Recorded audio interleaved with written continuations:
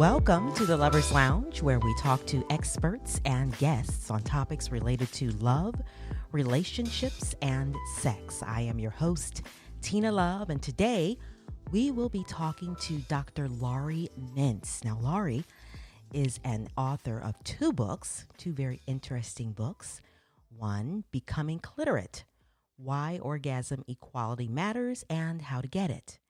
And she's also author of the book, A Tired Woman's Guide to Passionate Sex, Reclaim Your Desire and Reignite Your Relationship. She is also a feminist, a speaker, a psychologist, and professor of human sexuality at the University of Florida. Welcome, Dr. Mintz. Thank you for having me on the show. Yes. So now, can I call you Laurie? Should I call you Dr. Mintz? What would you prefer? Laurie is great. All right. Thank you so much. So there is so much to unpack. I think I have like 3 pages of questions because I'm just so excited to have you on to really help educate my audience about this topic. And so I'm hoping that there's a lot that men will learn as well as women listening to this show today.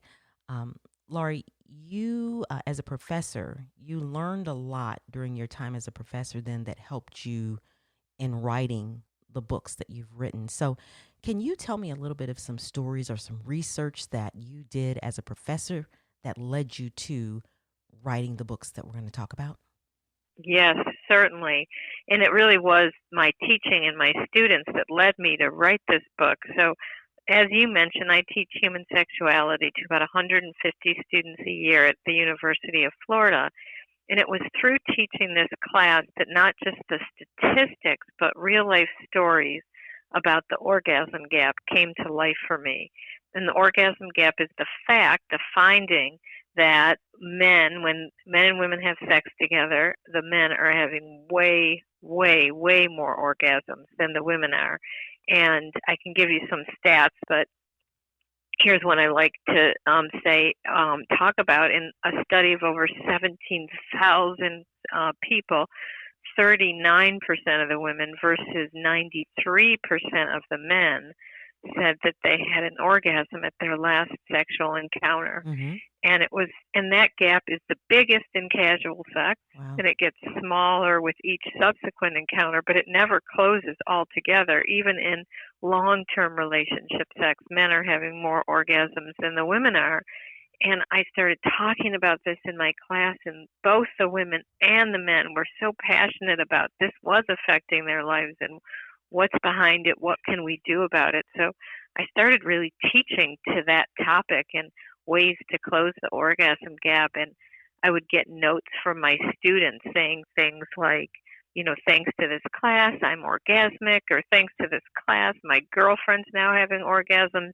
So I was really inspired to spread the knowledge more and to write Becoming Cliterate, which is kind of examines what is the orgasm gap, why do we have it, what's behind it culturally, what can we do to close it as a culture, and what can we do to close it in individual bedrooms. Right. And so you've just disclosed such a large disparity in the percentages, and you go into in the book Becoming Cliterate the disparity and why. So can you just talk about then why do you think there's such a large pleasure gap? Well, the reason we have a large pleasure gap, there's a lot of reasons, but in the book I talk about the number one reason, and in fact I call it the number one lie about getting laid, and that is this persistent myth that we have that women should orgasm the same way men do through intercourse. And this lie is all around us. If you look at mainstream movies, pornography, you see women having these intense orgasms through intercourse alone. And even our language is set up around it. We use the word sex and intercourse as if they're one and the same. Mm-hmm. We use the word foreplay for everything that comes before, sort of implying it's not as important. And all of this translates into this little script we have, the way sex often goes. Foreplay just to get her ready for intercourse, male ejaculation, sex over. And the result is a lot of women feel broken and fake orgasms during intercourse or wonder, what's wrong with me? Why can't I do this? Right. And so if you just, talk to women, many of them will just say, oh, yeah, sure, I orgasm all the time.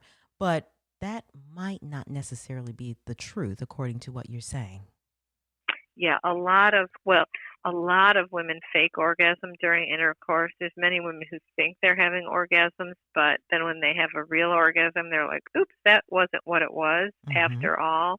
Or, research also shows that as women age, we actually become more comfortable with what we need in our bodies, and we're able more to get that stimulation we need to orgasm. So women may be having orgasms, but they're not talking about how they're doing that.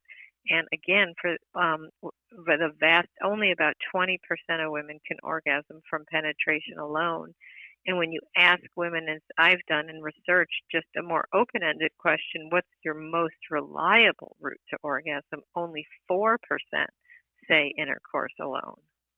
However, I don't know. It bothers me that, we kind of perpetuate this thing by not really being honest and saying that we are when we really aren't. And to me, it just further drives this whole myth thing and continues to have it, continue because people just really aren't honest about, or like you said, maybe they don't even know that what they think is an orgasm is an orgasm, isn't an orgasm. Absolutely. And Yeah. so many women fake orgasm. I think that's what you're talking Yeah. about. And in fact, about 70% of women admit to faking orgasm at one time or another. Most fake during intercourse, and most fake because they say, well, I either like I thought I was abnormal, or I wanted to soothe his ego, or it hurt because I wanted to have it be over with. Um, and by faking, you're teaching your partner to do exactly what doesn't work for you over and over. So how's that going to work out for you? Yeah, exactly. Exactly. Yeah. Exactly. Yeah. So you have the term becoming cliterate, and I'd like to have you break down what exactly that means. Absolutely. So I love that term clitorate, or clitoracy, but I can't take credit for it. I must give Ian Kerner the credit for both of those terms. He coined them when he wrote his book, She Comes First, which is really an oral sex manual for men. But and he was gracious enough to allow me to use the term. But really, it's right. It's a play on words, literate, clitorate, and it's becoming well read, well versed, knowledgeable in women's ways of orgasming, which, for as I said, the overwhelming majority of women is clitoral stimulation, either Right. alone or coupled with penetration. Right. So we really do have to re-educate some of these men that think the opposite, and thinking the opposite because of, like you said earlier, I think, or you kind of implied that, movies or different, pornography and different things. And so this is what they think, and so they continue to do the same thing, but not really the right thing. Exactly, and we have and it doesn't benefit them either, because they are put because of those images. What's happening? Women aren't having orgasms, right? Or many women aren't, and many men are feeling so pressured to last long, to thrust hard, to give their partner an orgasm, and they're not even enjoying themselves as much either because they're under so much pressure. And by becoming clitorate, by really being knowledgeable in the ways women orgasm, it takes the pressure off of men to perform the impossible with their penis. It will, and they empower women to orgasm and empower men to enjoy sex more as well because they're not having to falsely perform. Right. So the number one lie then that's told about getting laid is that a woman can have an orgasm through normal and normal sex and not the clitoris That stimulation. yes, the number one lie is that the best way to orgasm, the ideal way to orgasm, is through penetration. Right. So if you have a man that's listening right now and he's kind of like, okay, so does that mean that my girl's been faking it? So, what do you say to him at this point? And then how do we make this turn it into a positive where we can kind of help them to do the right things and or Absolutely. women? So, Yeah. yeah. So if let me talk to both guys listening and then women listening, if I Yes, may. please. Hmm. So if you're a guy listening and you're thinking, oh man, what if my girlfriend's been faking and whatnot, and you think, oh, what should I do about that? Well, don't take it personally. She's been realize that if she's been faking, it's because she's been under so much cultural pressure, Hmm. and and that and that you know what, I'm so sorry, Tina. Is this live? Because somebody just made a very loud noise. You probably heard it in the background. No, I didn't. I didn't hear it. Okay, I hope you can edit that out. I may be able to do that. I'm But go so ahead. sorry. Did That's okay. did you hear did you hear the noise? Not very much. Okay, I ruined it by that then. That's okay. Go ahead. Keep going. Okay, thank you. Okay, so if I'm talking to Men. the men, I would say so realize that your partner is doing this because she cares about you. She's been trying to protect your ego because she thinks something's wrong with her. Don't take it personally like I can't trust her or she lies. Understand she did it out of good intentions, but sit down and say, hey, honey, I was listening to this show today, and they had this guest on who talked about how women fake orgasm a lot because they think they should, come from penetration. And, I thought that too, and it turns out most women don't.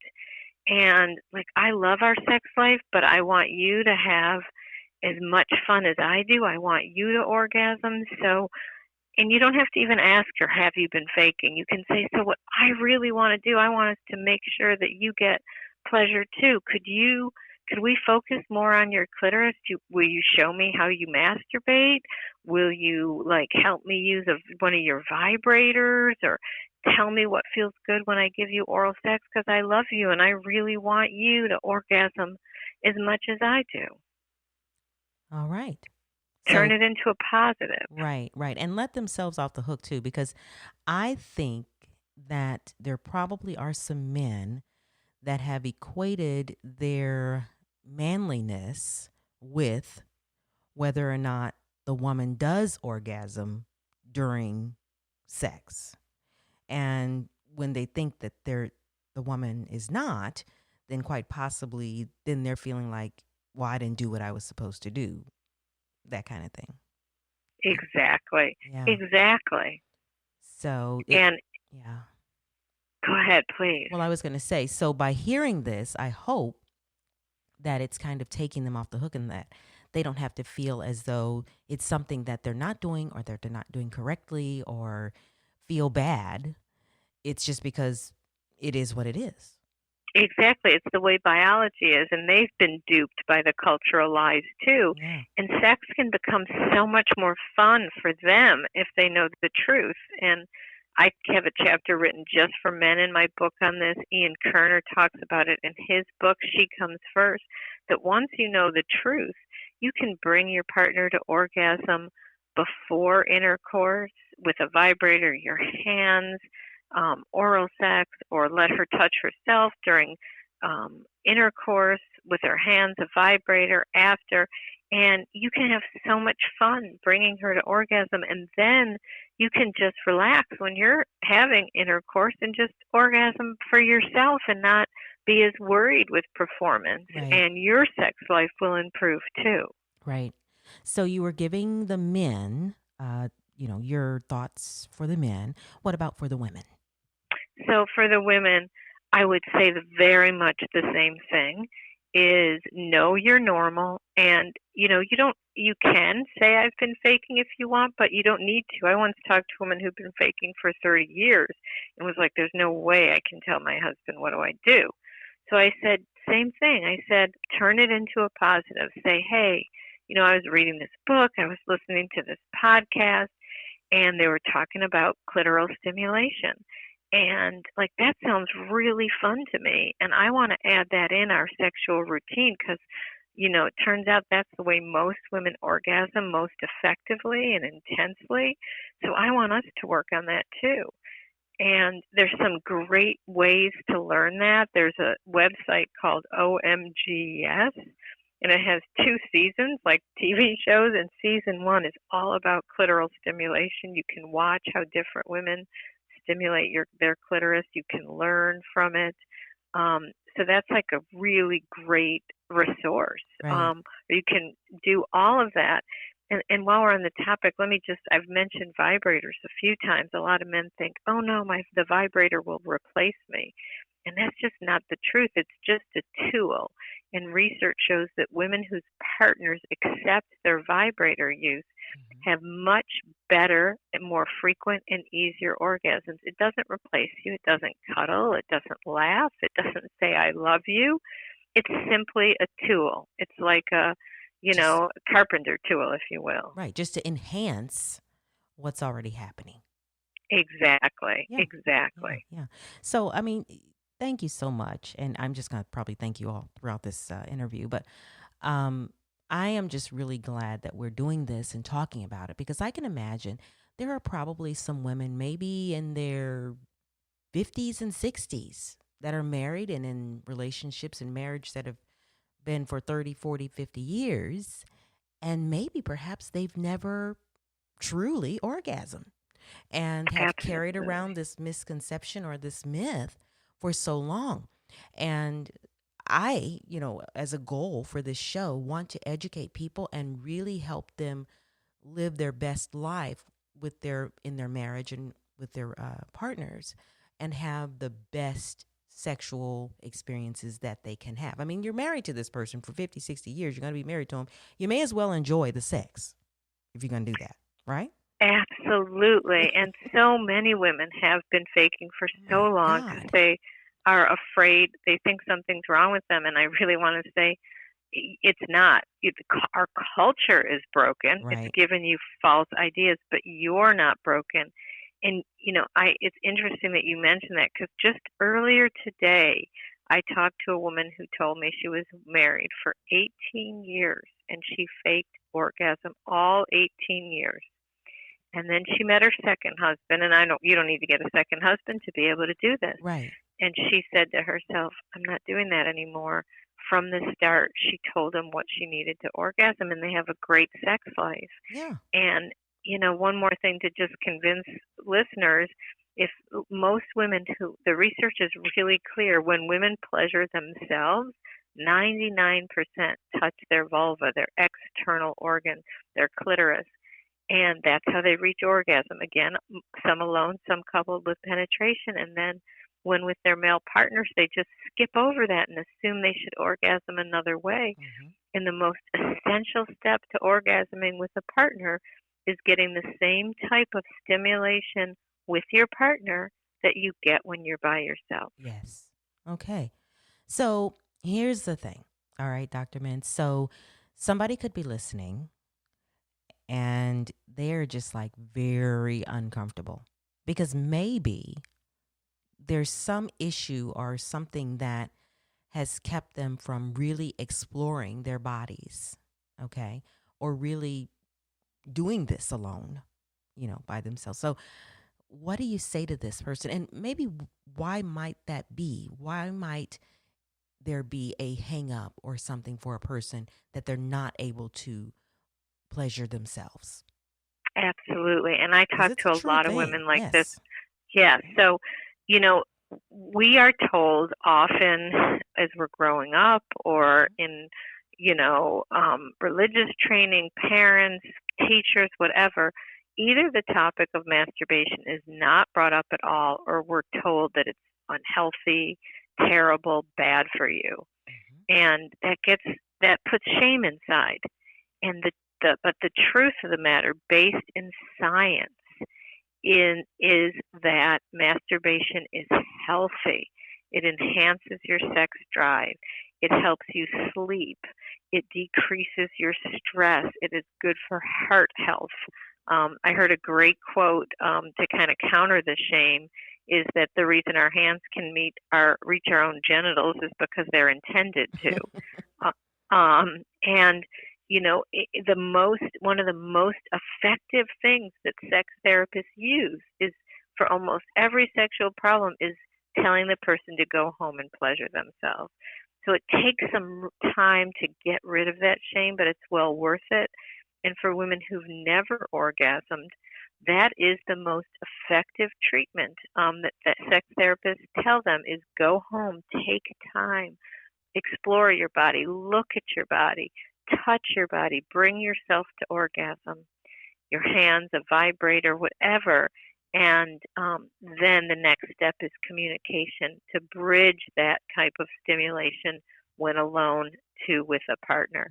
But the first thing is telling yourself this is a very healthy human endeavor. People have been doing it forever, basically, and that it's healthy and good for you. Well, and it's your body. It's not like you're doing this to somebody else. It's your body. Right. So, exactly. Exactly. So, you're not violating somebody else. It's your body, so you can do this to your body.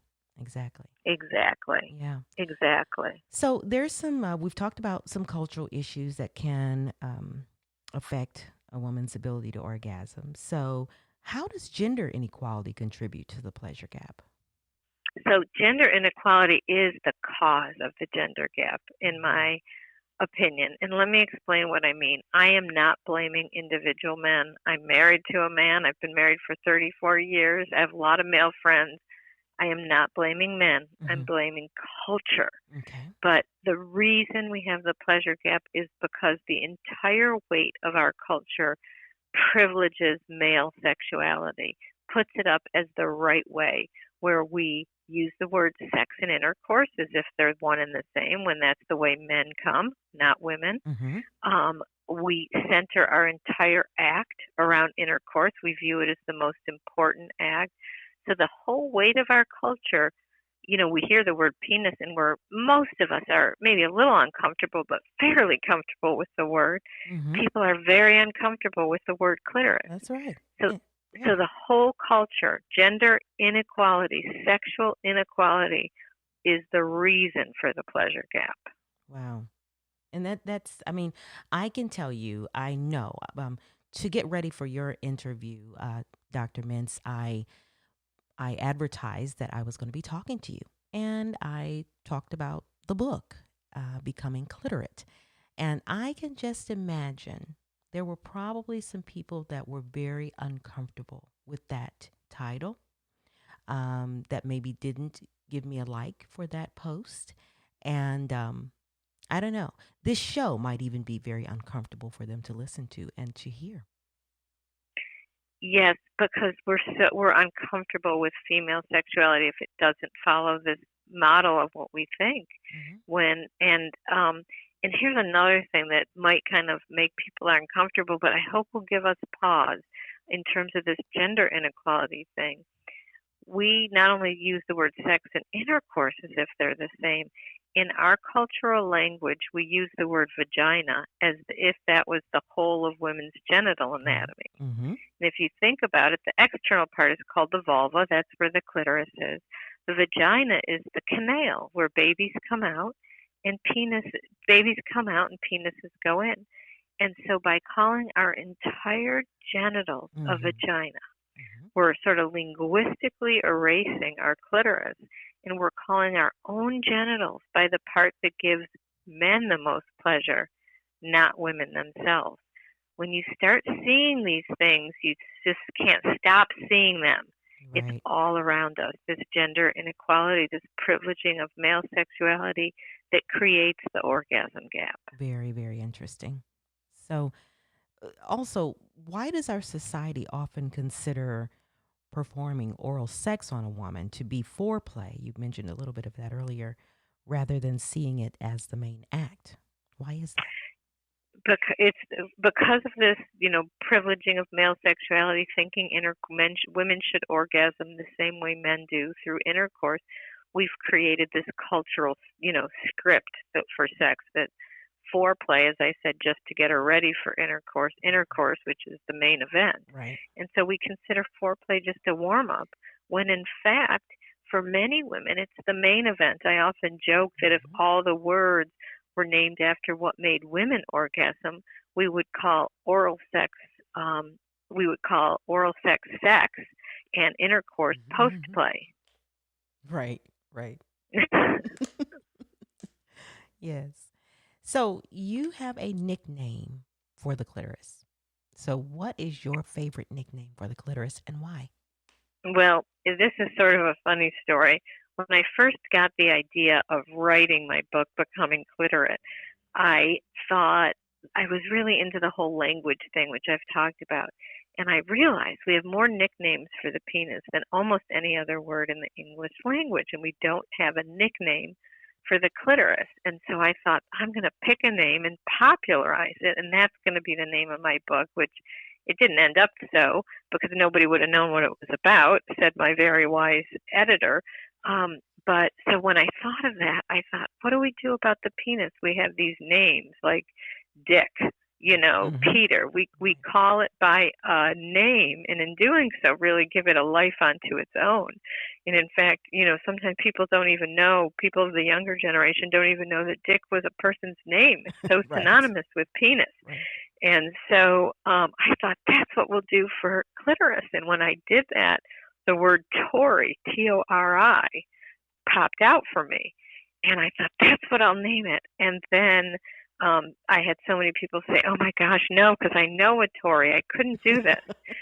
So, and which is when I said, wait, people are called Dick. And my student said, not anymore. No one uses that name because it's the penis.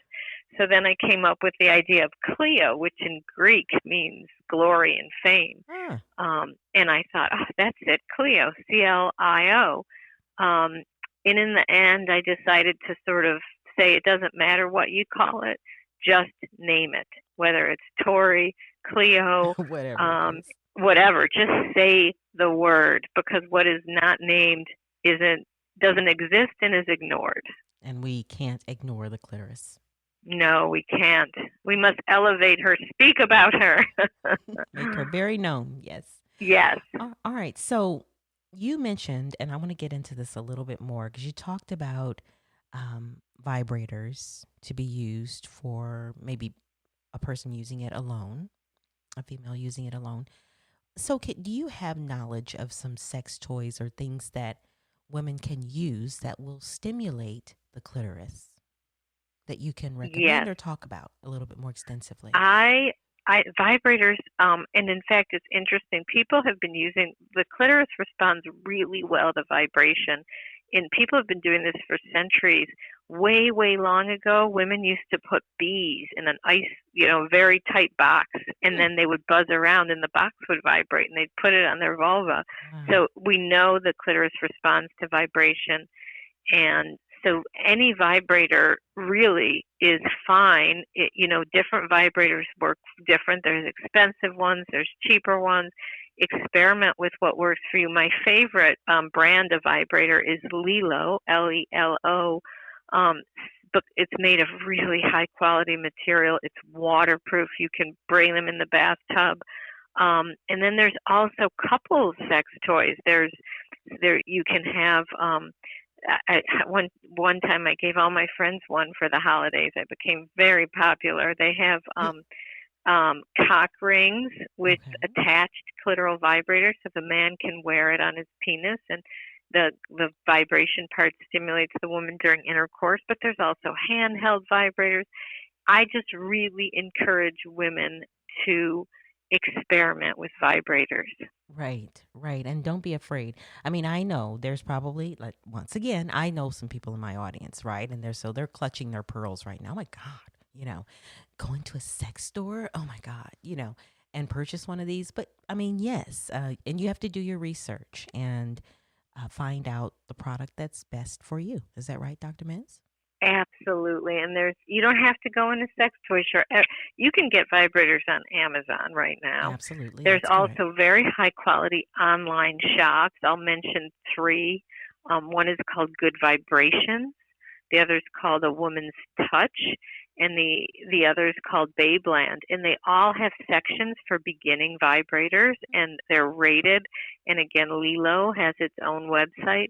do your research. You can do it from the privacy of your own home, and you don't have to go into a store and be embarrassed. Right. Well, to me, I mean, and this is just me, okay? I'm just saying it's my opinion. But I know there's a lot of people that like to shop online. I like to actually see and touch and feel and operate whatever that I'm purchasing. You know what I mean? Clothes, shoes, Yes. whatever. I want to try them on. I want to see how they fit. Let me walk in, up and down the aisle for a moment before I decide to purchase it. Just because, like, I don't like returning things. That's just me. Mhm. But anyway, so I like to actually know that when I purchase it, I'm going to like it, that kind of thing. So, but yeah, Yes. I mean, you can certainly order things online. Yeah. Yeah, and you probably live in a town where there is a good high quality sex shop. I live in a small town, so I'd have to do online shopping a lot of time anyway. So either way, just get one. And the other thing, while we're on the topic, I also recommend lubricants. Yes.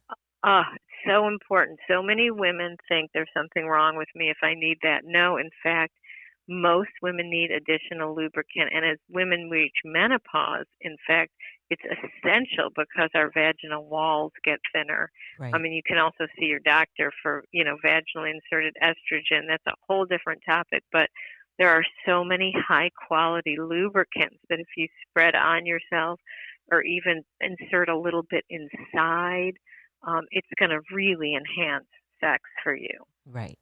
Okay. Good. And some products call for certain types of lubricants. So you have to be careful that you use the proper lubricant for the item that you're using. Absolutely. So the rule of thumb is that silicone lubricants are the best for penetrative sex because they don't dry up, but people say don't use silicone lubricants with a silicone sex toy in general, Hmm. but there is some high quality silicone that you can use with a silicone lube. You just have to spot test it a little bit, put a little drop on the toy and make sure if it doesn't discolor or become gummy. Also, they have hybrid lubes now, which is water plus silicone, which can be used with silicone sex toys. Of course, it's important to clean your sex toys, and you can do it with warm water and soap, or you can buy a sex toy cleaner also at shops or online. Right. There's some actual like wipes and different things that are for that particular product that you can use. Yeah. Okay. Exactly. Okay. All right. So we're going to turn the channel a little bit and start talking about mindfulness because I think I've heard about this and I think mindfulness can be used to increase sexual pleasure. So maybe you might break down what mindfulness is and how it can be used. Absolutely. This is one of my favorite topics as well. And I say in my book, I say mindfulness is sex's best friend. So basically, mindfulness is simply having your head and your body in the same place. Um, so many times our body's doing one thing and our mind is somewhere else. Like almost everyone I know can admit to or will if you push them. Have you ever been in the middle of a conversation and all of a sudden you realize you haven't heard a word the other person is saying? Absolutely. Yeah, it's because your mind wandered from where your body was. Oh, I gosh. also love this metaphor of a roller coaster. Whether if you've ever ridden a roller coaster, as you're getting on and buckling in, your mind is thinking, why did I get on this? I hope it's fun. I hope the buckle doesn't break. Oh my gosh, what did I do? Right. And then as you go flying downhill, you stop thinking. You are just feeling. And Yes. that's mindfulness, when your mind and body is in the same place. And it doesn't mean that your mind never wanders. It means that you know how to bring it back when it does. So how does this apply to sex? Well, you're in the middle of getting oral sex, let's say, and it's feeling really good, and then you think, oh my gosh, am I going to come? Am I going to come? Am I going to come? Or, ooh, do I smell funny? Is he getting bored? Does he like this? And you cannot have an orgasm when you're thinking.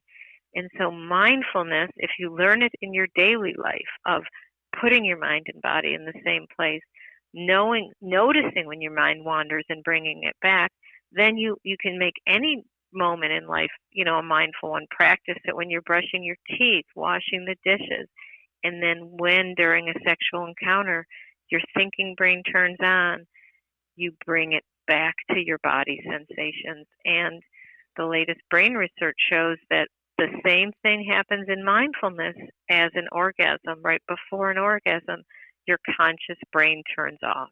And Mm-hmm. so it's learning to focus on your body, not your thoughts. Right. So sort of like the roller coaster when you hit the hill and you're going down, you have no choice. You're you know, you're there now.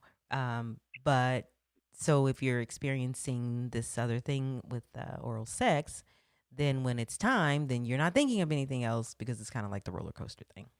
Exactly. Okay. Exactly. Yeah. That is exactly it. And you don't, people say, oh, I don't have time to meditate. You don't have to I mean, it's good if you can meditate, but, and there's great apps to learn it, Headspace, Insight Timer, but you don't have to meditate to learn mindfulness. You can practice it any moment of any day. You can practice mindfulness.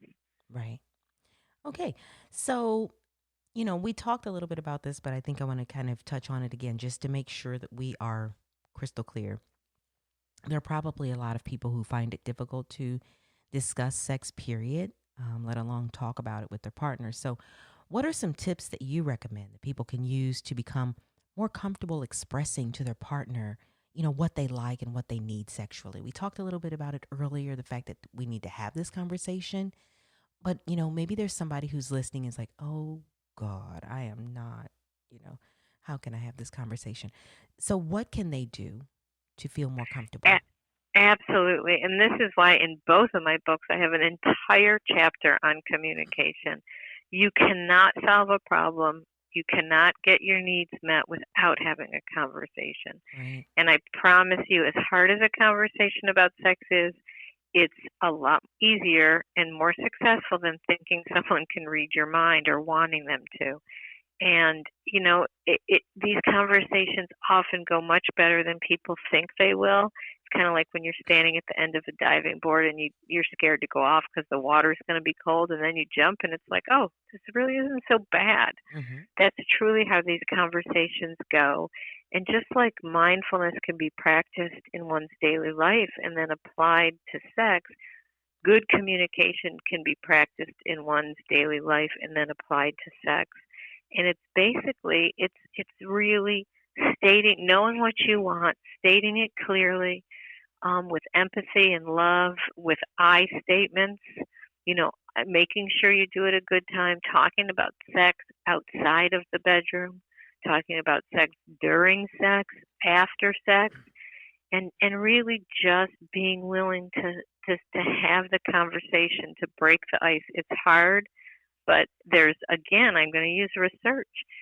Good sexual communication is really highly correlated with sexual satisfaction. Yeah. You need to talk about it. Right. And I think communication, just in general, I feel like every interview that I have, oftentimes it comes down to communication being key and so important. And so, in listening to you talk about this, I mean, again, here it is, communication. It's just so very important. And so, I think that's another area where sometimes we're just not equipped.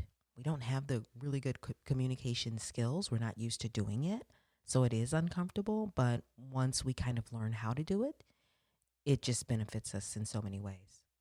Absolutely. We don't teach we don't teach sex ed in schools, Yeah. and we don't teach communication in schools. And, people suffer as a result of not knowing the truth about their bodies and not knowing how to talk well to their partners. Right. It's just so sad. But I hope that we can turn this thing around. So, Me too. yeah. So that's another question I was going to ask you. So, if you could turn back the hands of time and and just like do this whole thing over, how can we have better communication or better understanding of sex and our bodies and different things in school, with our kids? What is the correct way, in your opinion, that we can Well, kind of turn this around? what is I think interesting to me is how they do it in the Netherlands. Hmm. And not that it's perfect there, but they teach sex ed in the schools from early on. They teach about all the body parts, including the clitoris. They teach about consent. They teach about communication. And they have fewer unwanted pregnancies, they have fewer STIs, they have higher rates of orgasm, lower rate of the orgasm gap. And I think what we really, really need is a new sexual revolution, a revolution about talking about it, making it a free topic to talk about rather than one filled with shame, and really educating people, age appropriate Right. education throughout people's growing up years and beyond. Right. So there's a couple of things I'm thinking about. I'm thinking about some people who might be saying, as they listen to you say this, oh no, but if we're teaching this, we're encouraging kids to do this. I think that's probably some of the main reasons why parents don't sit down and talk to their sons and daughters about this, is because they feel like if I do, then am I encouraging them to perform? Um, Maybe, somebody could be thinking that way. What would you say to that? Well, the research shows the exact opposite. Yeah. The research is super clear that when people who grow up in families where it's not talked about, or who receive abstinence only sex education, are told wait, don't do it, the result is higher pregnancy rates and higher sexually transmitted infections, because Wow. people are ashamed. Yeah. People don't talk about it. They think they're doing something wrong. They don't approach it with knowledge. Mm-hmm. And that in fact, comprehensive sex education, being told the truth about sex, actually results in more responsible, safe sex and later sex for teens. So Right.